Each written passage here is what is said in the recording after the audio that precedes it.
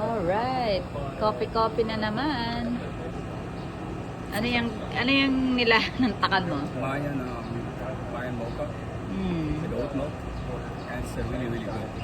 And There's a spicy. yeah, it's like there's Spices, I mean. yeah, you put something there. It's kind of spicy. I can feel it in my throat now. Like seriously, I can feel it Basta, in my throat. you just order it. No, because I mean I saw it. It says mocha. So Yeah. you know how addicted I am when it comes to mocha.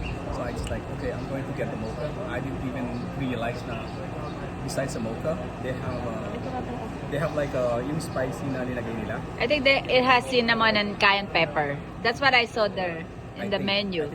Yeah, cayenne and cinnamon. Yeah, I think Nabasa ko yan dun eh. I think they're probably it's a cayenne pepper, but it's strong. It tastes really good.